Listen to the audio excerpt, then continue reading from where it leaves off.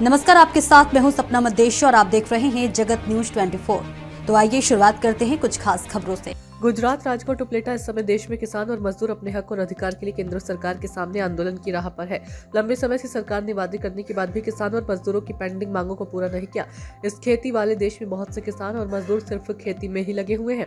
इस समय किसान कई तरह की समस्याओं से घिरे हुए हैं, जिसमें ज्यादा बारिश, तूफान, बेमौसम बारिश के साथ साथ प्राकृतिक आपदाओं के कारण किसानों को भारी नुकसान उठाना पड़ता है।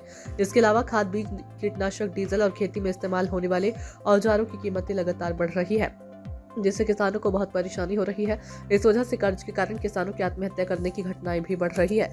ऐसे ही सभी मुद्दों को लेकर किसानों ने इस साल 2020 से 21 में दिल्ली के आसपास आंदोलन किए, जिसमें सरकार ने किसान संगठनों से समझौता किया और किसानों का कर्ज खत्म करने, नया बिजली कानून रद्द करने, किसानों और मजदूरों को हर महीने बुढ़ापा पेंशन देने और ग्रामीण रोजगार गारंटी के तहत रोजगार देने जैसी कई मांगों को पूरा करने का वादा किया। और उन मुद्दों पर अब तक कोई कार्रवाई नहीं हुई। फिर एक बार फिर किसानों और मजदूरों ने गुजरात किसान सभा के साथ मिलकर दिल्ली आंदोलन की 5वीं सालगिरह पर उपलेटा के बाबला चौक पर रैली और प्रदर्शन किया और सरकार से किसानों और मजदूरों के पेंडिंग मुद्दों को हल करने की मांग की। जगत न्यूज 24 गुजरात, राजकोट, उपलेटा से सरफराज कौडी की रिपोर्ट। મારું નામ ખીમાભાઈ રબારી, ગામ ઉપલેટા।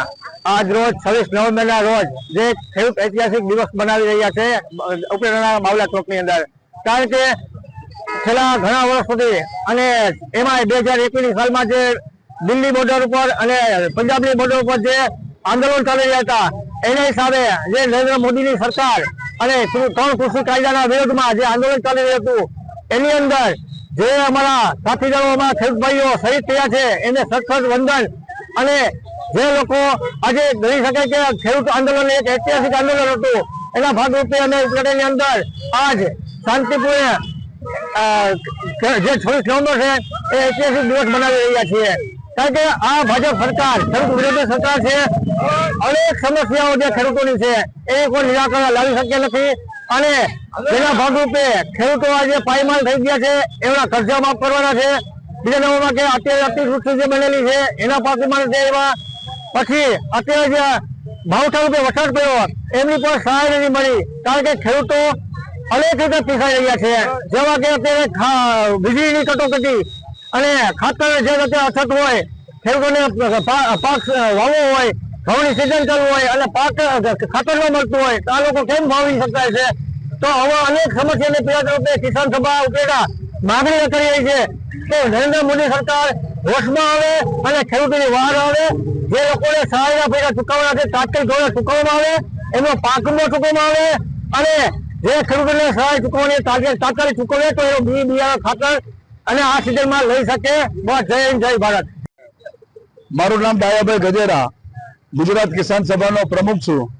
આજ રોજ 26 નવેમ્બરે દિલ્હીના ઐતિહાસિક આંદોલનના 5મી વર્ષગાંઠ ઉજવવા સંયુક્ત કિસાન મોરચાએ દેશભરની અંદર આહવાન કર્યું છે।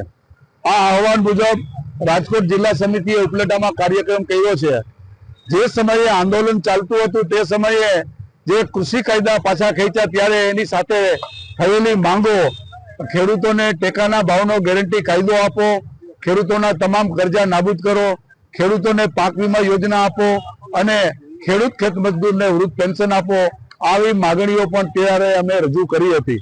એ માગણીઓ અંગે સરકારે આશ્વાસન આપ્યું હતું, પરંતુ એ આશ્વાસન અંગે આજ દિવસ સુધી સરકારે કોઈ કાર્યવાહી કરી નથી।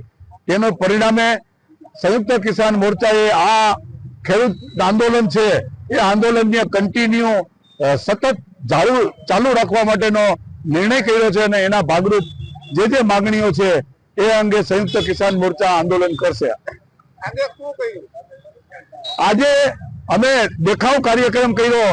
આહવાન હતું કે આજનો દિવસ એ કિસાન કામદાર એકતાનો દિવસ કરવો અને આ કિસાન કામદારના એકતા દિવસ એટલા માટે કે જેમ ખેડૂત વિરોધી સરકાર નીતિઓ કરી રહી છે એ જ રીતે કામદાર વિરોધી નીતિઓ કરી રહી છે અને તેને પરિણામે આજે કામદારોનો હક અધિકારો છીનવાઈ રહ્યા છે અને એ હક અધિકારો છીનવાતા હોય ત્યારે દેશની 80% જનતા કિસાન કામદાર જનતા છે અને કિસાન કામદાર જનતાના જે અધિકારો છે એ અધિકારો જૂટવાતા હોય, એમને અન્યાય થતો હોય ત્યારે હવે જે કોઈ આંદોલનો થશે એ દેશભરમાં ખેડૂતો અને મજદૂરો સાથે મળીને કરશે।